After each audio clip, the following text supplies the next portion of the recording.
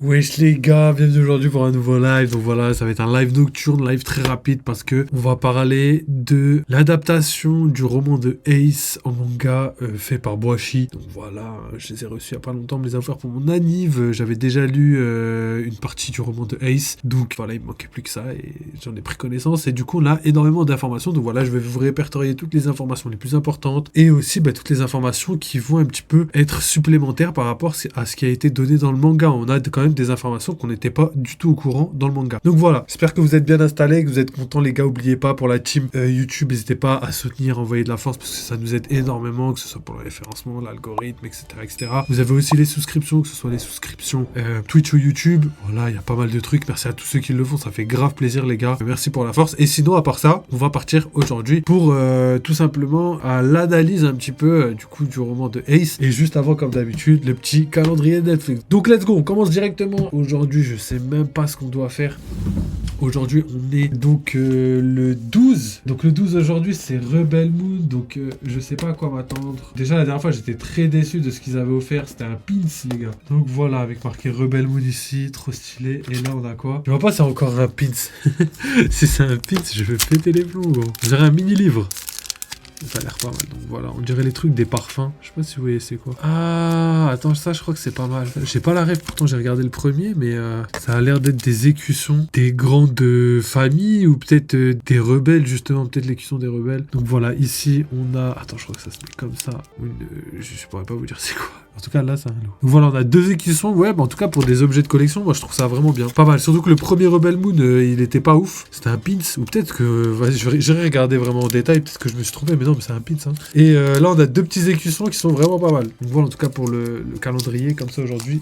Ça, c'est fait. Demain, le 13. Et le prochain One Piece, comme je vous ai dit, c'est le 15 et le 22. Et je crois qu'il y en a un. Non, c'est bon. Le 15 et le 22. Ok. Ça, c'est fait, les gars.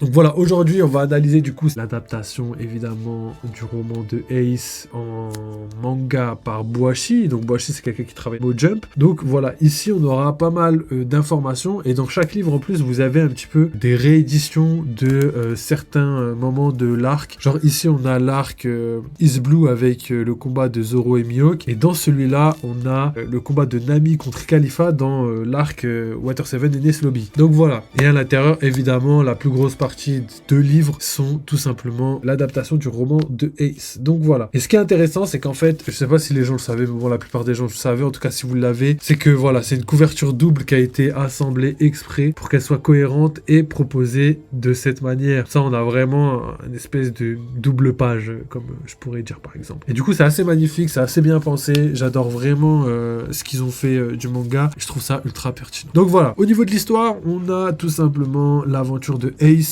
La formation des Spades, sa rencontre avec son vice-capitaine, les membres de son équipage. Évidemment, on n'a pas toutes les informations qui sont présentes dans le roman, mais voilà, normalement ça devait être en 4 tomes, mais là ils l'ont fait en 2 tomes pour des raisons éditoriales, je crois, il me semble. Voilà, tout est marqué dedans, il s'est confié et tout. Et en plus de ça, Boichi, ça a l'air d'être quelqu'un d'hyper humble, parce que voilà, il se confie un petit peu sur la manière de gérer l'histoire, et il dit justement que c'était compliqué pour lui, parce qu'il avait peur de salir l'œuvre, tellement c'était une œuvre légendaire. Il était très content de savoir que Oda lui envoyait de la force. Oda lui disait des phrases du genre j'aimerais bien que Boichi dessine ce moment-là, qui dessine Nami sexy, des trucs comme ça, vous connaissez Oda. Et au final, c'est ce qu'il a fait et c'est magnifiquement bien réalisé, honnêtement les gars. C'est vrai que de temps en temps, il y a des images qui pourront vous choquer, hein. Je sais pas si je pourrais les retrouver. Je sais pas, par exemple Shanks ou Barbe Blanche, tu vois, c'est des images qui choquent un petit peu parce que on n'a pas vraiment l'air de retrouver un petit peu les personnages qu'on a connus à l'époque. Donc par exemple ici on a Barbe Blanche et sinon on a d'autres images qui sont réellement magnifiques dans l'œuvre. Donc voilà. Et au final, même s'il y a 2-3 images qui sont peut-être pas aussi bien qu'on l'aurait voulu, peut-être moins ressemblant par rapport à ce qu'on a eu comme information dans le manga principal, et ben franchement, l'œuvre en soi est magnifique. L'œuvre est tout juste magnifique. On a vraiment des doubles pages magnifiques. Même le découpage est différent. On a vraiment quelque chose de différent, adapté, mais dans l'univers de One Piece. Du coup, ça nous donne un petit peu de renouveau. Ça nous donne aussi d'autres informations qu'on n'avait pas, et ça, on va en parler juste après. Et franchement, j'ai vraiment vraiment adoré parce que voilà, les dessins sont vraiment magnifiques. Il a vraiment un talent fou en termes de dessinateur. En tant qu'illustrateur, il est vraiment légendaire. Vraiment, on a vraiment des scènes, même des fois c'est des scènes en verticalité. Il y a des doubles pages en verticale, donc il faut tourner le livre. Et ça, c'est quelque chose de ultra bien fait. Pourquoi? Parce que c'est des choses qu'on n'a pas l'habitude de faire et le résultat est franchement magnifique. Donc voilà, on retrouve au niveau de l'histoire énormément de choses. On a donc, comme je le disais juste au début, la formation des Spades, la rencontre avec Deus qui est tout simplement le vice-capitaine de Ace. Et du coup, on va voir leur rencontre, on va voir aussi leurs craintes, leurs embrouilles entre guillemets. Et c'est quelque chose qui est assez poignant parce que voilà, on a deux personnages qui se complètent parfaitement et on comprend pourquoi l'un a suivi l'autre, etc., etc. On a aussi des informations sur Bragman, donc le fameux livre d'un écrivain qu'on ne connaît pas mais qui est présent dans l'œuvre, Louis Arnott. Hein. Quand je dis on connaît pas, c'est qu'on connaît pas, on n'a rien vu de sa vie, etc., etc., à part le fait qu'il ait raconté son histoire en livre. Et du coup, toutes ces informations sont réelles et cohérentes dans le manga. Pourquoi? Parce que du coup, ça rend un petit peu toutes les informations données dans One Piece réelles et ont de l'influence, pareil, sur les livres qui ont été faits par Boichi, tu vois. Donc, les codes sont là. Il a bien su intégrer les éléments de One Piece dans l'adaptation du roman de Ace, ce qui rend vraiment le manga légendaire. Pourquoi? Parce que voilà, on y retrouve énormément de choses, on y retrouve énormément de personnages, on y retrouve énormément d'îles sous des aspects et sous des dessins aussi différents. Hein. C'est des choses qu'on n'avait pas vues sous cet angle, de cette manière. Hein. Je parle de toutes les îles que Ace va visiter. Hein. Il va aller même dans des îles connues comme Shamonji, etc., etc. Et on va voir justement un environnement qui est différent de ce qu'on connaît et qui il choque pas, tu vois. Il rentre parfaitement dans l'œuvre qui est l'œuvre One Piece dans sa globalité, on va dire ça comme ça. Donc ça, c'est magnifique. Donc voilà, on va ensuite voir toutes les rencontres qu'il va faire avec Rayleigh, Shanks, Barbe Blanche, Jinbei. On va donc revoir énormément de personnages. On va même revoir certaines scènes avec Luffy. Donc voilà, tout ça pour vous dire que le manga a été ultra bien écrit. Et là, on va vraiment se concentrer sur certains moments. Hein. On va même revoir Barbe Noire, Marco, etc., etc. Et là, on va vraiment se concentrer sur certains moments qui vont être décisifs pour Ace. Et pour moi, la deuxième partie, donc le deuxième tome, est vraiment axé complètement sur le combat entre Ace et Barbe Blanche et la raison qui va pousser Ace à rejoindre l'équipage de Barbe Blanche. Donc voilà, ça c'est légendaire, je suis assez content et c'est ce qu'on va détailler justement. Donc voilà, juste avant de détailler, je dirais juste que voilà, et on aura des informations, on verra aussi des choses que Oda lui-même a décidé de superviser. Donc Oda, avant de sortir le livre, a regardé toutes les pages et a changé certains découpages, a modifié pour justement faire en sorte que ça sonne mieux et que ce soit plus impactant. Et on ressent un petit peu la patte un petit peu narrative d'Oda. Donc voilà, tout ça pour vous dire que c'est vraiment à la hauteur de ce que fait Oda, même si c'est Boichi qui l'a fait. Et en plus de ça, franchement, Boichi, c'est légendaire. Ce qu'il fait, c'est légendaire. Et évidemment, le narrateur et la personne qui, du coup, a écrit tout ça, c'est pas Boichi. Mais en fait, il faut avoir un travail de mangaka, entre guillemets, pour pouvoir intégrer correctement les illustrations avec certaines scènes, certains angles. Et pour, justement, faire ça, il suffit pas d'être juste illustrateur. Il faut être beaucoup plus pour vraiment donner un aspect cohérent à chaque scène, etc. Mettre en avant chaque sujet. C'est pas juste savoir dessiner qui va te permettre d'avoir ce talent-là. Ça, c'est juste pour vous dire que Boichi a vraiment énormément de talent. D'ailleurs, je dis Boichi, mais il n'était pas tout seul, évidemment, même s'il a fait le plus gros du travail. Il y avait énormément d'équipes à côté de lui pour le soutenir. Donc voilà, GG à tous. Donc voilà. Ensuite, comme je vous disais, pour moi, le plus important, c'est un petit peu la relation que Ace avait d'un côté avec son équipage et d'un autre côté avec Barbe Blanche. Parce qu'en fait, l'objectif un petit peu de Ace, c'était de battre Barbe Blanche pour pouvoir prendre sa tête, pour pouvoir prouver à lui-même qu'il vaut mieux que son père, donc son vrai père biologique Roger. Et du coup, on voit qu'il y a un conflit intérieur parce qu'en fait, à chaque fois qu'il se bat avec Barbe Blanche, il se rend compte que, Barbe Blanche, c'est un homme comme il aimerait être, tout simplement. C'est un modèle pour lui, tu vois. Barbe Blanche, c'est un modèle pour lui. Et lui, plus il va se battre avec lui, plus il va comprendre que déjà il y a un fossé gigantesque qui les sépare et aussi que la finalité c'était peut-être pas de battre Barbe Blanche qu'il voulait, mais plutôt avoir une famille un petit peu comme Barbe Blanche. Hein. Je pense que c'est quelque chose, peut-être un père qui voulait, c'est peut-être ça qui lui manquait, c'est peut-être pour ça qu'il en a voulu à Roger parce qu'il n'était pas présent. Donc voilà, tout ça pour vous dire que cette relation va être mise en avant et à la fin il y aura la consécration, donc voilà, avec la coupe pour se faire adopter par Barbe Blanche lui-même et du coup Barbe Blanche va l'adopter comme fils fils, et ça c'est magnifique, vraiment magnifique, j'adore, je trouve ça légendaire. En tout cas, voilà, tout ça pour vous dire que ces 2 tomes sont vraiment magiques les gars, et je vous les conseille, franchement je vous les conseille. Je les ai lus en 1h30, 2h les deux, d'une traite, c'était magnifique. J'ai même relu tout ce qu'il y avait, en fait toutes les informations qui ont été données dans ces 2 livres, j'ai tout lu, que ce soit les commentaires du coup de Boichi, ou que ce soit même les petites histoires rééditées, hein. Franchement j'ai tout lu et c'était vraiment une masterclass. Au niveau des informations qui ont été dites dans le manga, enfin plutôt dans la réédition mais pas dans le manga, et ben tout simplement la première c'est que du coup l'équipage des Spade, donc l'équipage de Ace, c'est vrai qu'on se demandait ce qu'il était devenu après que Ace ait rejoint l'équipage de Barbe Blanche. Ça c'est des questions qu'on se posait. Du coup, et ben on peut clairement répondre à cette question maintenant parce qu'on sait que l'équipage des Spade aujourd'hui ont intégré en même temps que Ace l'équipage de Barbe Blanche. Pendant que Ace était sur le bateau de Barbe Blanche, l'équipage des Spade était sur le bateau de Barbe Blanche et justement ils étaient obligés de travailler dur pour pouvoir payer leur nourriture parce que voilà, Barbe Blanche avait quand même un grand cœur, même si c'était l'homme le plus fort et peut-être le plus dangereux du monde à cette époque-là. Et du coup, à force d'être avec Ace, à force de combattre Barbe Blanche, et ben en fait ils ont commencé à vraiment apprécier l'équipage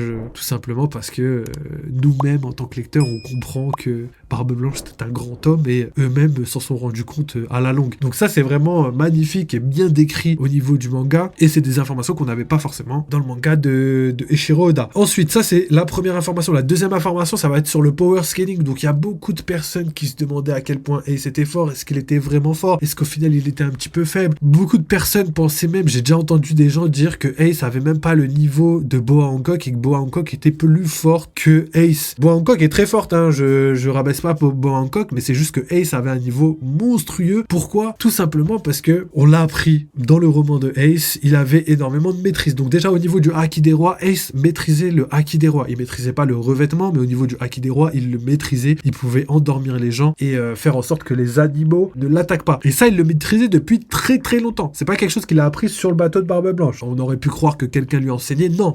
Ace avait un don spécial pour pouvoir comprendre un petit peu sa maîtrise au niveau du haki des rois. On sait qu'il l'avait déjà utilisé quand il était petit. Et ça, je pense que c'est un petit peu le côté fils de Roger qui a fait que lui était un petit peu un génie en termes de maîtrise. Il l'a maîtrisé bien avant Luffy. Vraiment bien avant Luffy. Donc voilà, il pouvait déjà l'utiliser alors qu'il était jeune et qu'il avait même pas encore formé son équipage. Donc voilà, tout ça pour vous dire que Ace, déjà juste même avant de manger son fruit, il me semble que c'était un monstre déjà de base en termes de haki. Et ça, on sait pas comment il l'a fait, mais je pense même qu'il maîtrisait le haki des rois. Il pouvait endormir les gens et faire en sorte que les animaux ne l'attaquent pas. Il pouvait le faire même avant de maîtriser le haki lui-même. Et ça, c'est une prouesse légendaire. Donc ça, c'est premièrement. Deuxièmement, au niveau de l'haki de perception et de l'haki de l'armement, c'est des choses qu'il a maîtrisé aussi au fur et à mesure de son aventure. Et il l'a appris juste avant de combattre Barbe Blanche et Jinbei. Et d'ailleurs, son pouvoir de prédilection en termes de haki, c'était le haki de l'armement. C'est pour ça qu'après, il a été formé un petit peu par Satch. Et c'est à ce moment-là que Satch lui dit, voilà, tu te reposes trop sur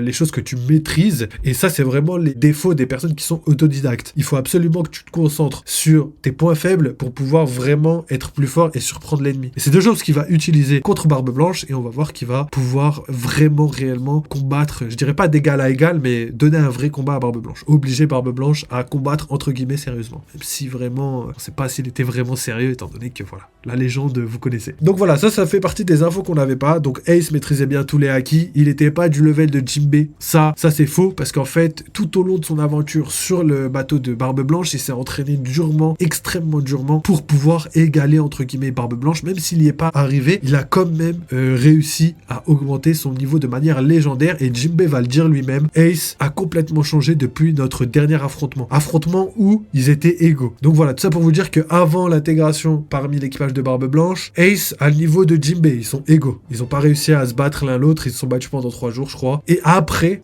il s'écoule 100 combats, tu vois, entre le moment où il a été capturé entre guillemets par Barbe Blanche et le moment où Barbe Blanche l'intègre comme étant son fils, l'intègre dans sa famille. Du coup, pendant ces 100 combats, bah voilà, il s'est passé beaucoup de choses. Et d'ailleurs, entre le dernier et l'avant-dernier combat, il s'est écoulé 3 mois. Juste pour vous dire que voilà, il a passé énormément de temps sur le navire de Barbe Blanche et il s'est entraîné vraiment durement. Et il s'est entraîné que contre Barbe Blanche. Donc voilà, ça vous montre montre un petit peu la puissance qu'a Ace, et Barbe Blanche a été obligé d'utiliser son Gura parce que voilà, sans ça, il aurait pris des dégâts monstres, et ça montre un petit peu que Ace tapait fort. D'ailleurs, Barbe Blanche va le reconnaître, il va dire franchement, tu tapes fort Ace, tu t'en rends pas compte, mais tu tapes fort. Donc voilà. Mais niveau premier, deuxième, troisième commandant, je pense que son titre, tout simplement deuxième commandant, je pense qu'il l'a pas usurpé, réellement. Et la seule personne qui pouvait, dans l'équipage, être à peu près du level de Ace à cette époque-là, c'est Teach. Pourquoi Teach? Parce que Teach, Ace va lui demander, il va lui dire, mais Teach, pourquoi tu prends pas la place du second? Ça t'intéresse pas et tout? Et au final, il lui dit, non, moi t'inquiète, tant que j'ai mes tartes aux cerises, tout va bien. Et en fait, le délire, c'est que si Ace lui demande, ça montre un petit peu la hiérarchie qu'il y a dans l'équipage et que personne n'aurait pu prendre la place de Ace. Donc ça montre un petit peu la puissance de Teach, et ça montre aussi un petit peu la puissance que Ace a pu obtenir au fur et à mesure du temps. Après, il y a peut-être Vista et Jaws qui auraient pu faire quelque chose de cohérent, mais il y a moyen que Ace soit plus fort que ça, hein. C'est quand même le fils de Roger et tout. Je pense que sa place de commandant, il l'a pas du tout usurpé en tout cas. Et au niveau de sa prime, sachez que sa prime, c'est une prime qui est ancienne par rapport au level de puissance. Parce qu'en fait, c'est sa prime des spades. En fait, la prime que Ace avait, c'est la prime des spades. Et après, quand il est rentré dans le navire de Barbe Blanche, il a pas fait énormément de choses par rapport à la marine et tout, même si on le voit, je crois, dans certains flashbacks, faire 2-3 escales à droite à gauche, faire des trucs et tout, sa prime a pas réellement augmenté. Je ne pense pas en tout cas. C'est pour ça d'ailleurs que sa prime est basse. Et d'ailleurs, c'est pas que je pense pas que sa prime elle a pas augmenté, je dirais plutôt, je pense que Oda pourrait excuser le fait que sa prime soit trop basse par le fait que il ait fait énormément de choses après, tu vois, genre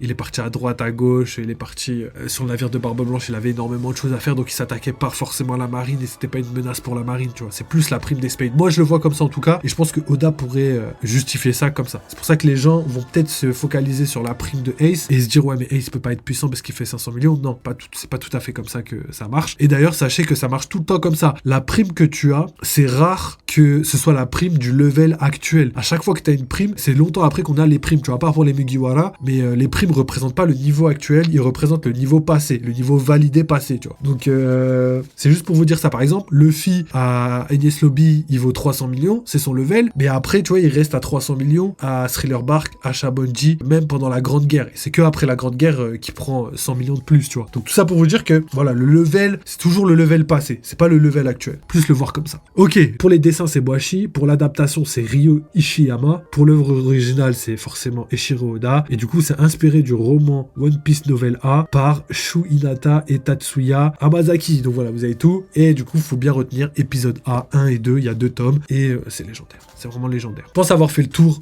sur les informations de tout simplement cette réédition. Franchement, c'est légendaire. Beaucoup d'informations supplémentaires. Il y a moyen que j'en ai oublié aussi. Je voulais vous dire pas mal de choses, mais voilà, je vais pas trop m'éterniser là-dessus. Mais je trouve ça ultra réussi, je vous le conseille, et en plus ça se lit vraiment vite, et il y a beaucoup d'informations que vous n'avez pas forcément dans le manga. Donc voilà les gars, j'espère que vous avez kiffé. Si vous avez kiffé, n'hésitez pas à soutenir les gars, n'hésitez pas à envoyer de la force. On est bientôt fin d'année, j'espère l'année prochaine on va pouvoir faire pas mal de choses. Donc voilà, merci encore, n'oubliez pas, vive les jeux vidéo, vive One Piece. Si vous voulez soutenir, vous savez exactement comment faire, et on se capte très très vite la team YouTube.